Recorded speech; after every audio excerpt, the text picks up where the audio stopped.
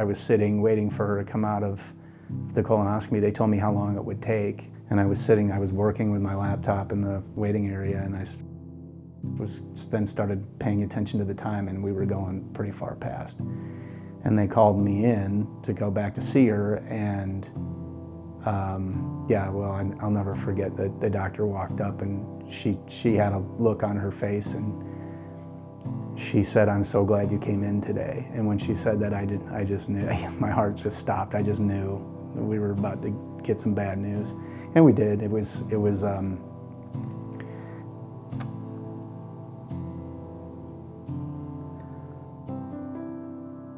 I was extremely close with my mother.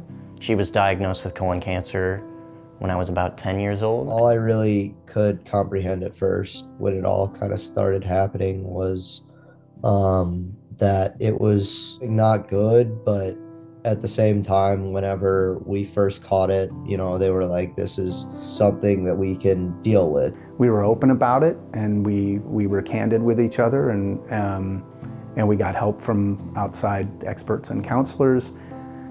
We didn't want it to define us or their upbringing any more than it was already going to, or our relationship for that matter. We tried to keep a sense of humor about things the best we could. You know, she was a real example to us and many other people. She was an executive, a professional for a large company in the philanthropic space. She was a philanthropist.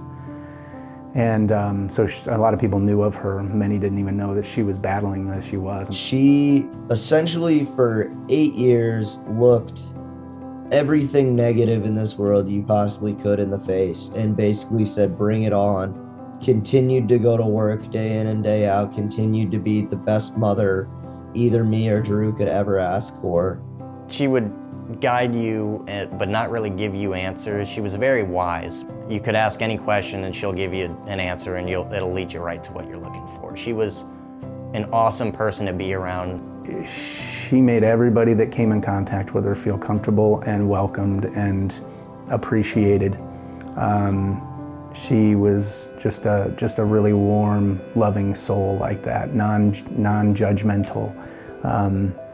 People loved being around her, and she was always eager to share her story, offer advice, offer whatever she could to help anybody. She was very quick to do that, and very gracious with her time in that regard, and spoke to a lot of different people over the years that were going through the battle, and had, I think, a pretty profound impact on a number of people. And she used to say, listen, I've had a wonderful life. I really have. I just happen to have cancer.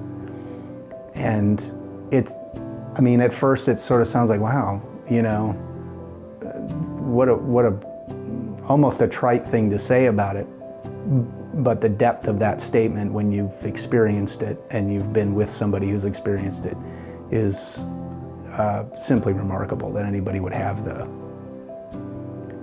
emotional intelligence, the character, the integrity, the wisdom to say something like that. But that's what she used to say. She used to tell people that all the time. Once we were told that it was going to happen, it happened very fast. We were told it was going to be like a month or two, and it ended up being like a week and a half or 2 weeks. I miss her every day. She was one of my favorite people, probably my favorite person to spend time with in the whole wide world. I went up to my dad a couple days before she passed, and I was just like, hey, let's share the impact that she's made on so many people with, you know, in any way we possibly can. We created the 317 Foundation to honor Michelle, and what we're looking for is collaborative research. What we need, the best minds in a situation where they can be sharing each other's breakthroughs. And after reviewing a lot of options and looking at different organizations, we ultimately decided that Fight CRC was a place that we wanted to align ourselves with and try to support in however we could, because we feel really confident in the organization because of its track record and because of the passion of the people involved. They care about this, and at a very deep level you can tell. And they're making an impact at a national level through their advocacy work, and they're also making an impact by bringing together some of the best and the brightest that are focused on finding a cure.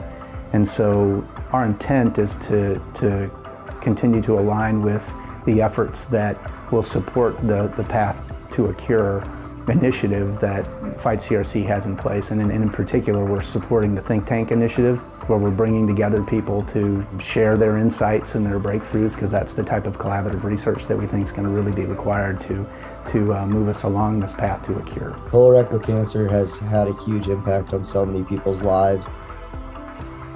With an opportunity like this, for every $1 that you donate is basically $2 put towards the cause.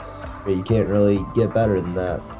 From the bottom of my heart, I can't even explain how proud I am of those around us in our family and those who else contributed, because this is something that's much more than money. This is about taking action. This is about really fighting for something bigger than yourself. To those that have committed, I'm overwhelmed. I'm almost speechless when I found out, when Angie contacted me and said, you know, this has spawned a whole new level of giving. I was so grateful.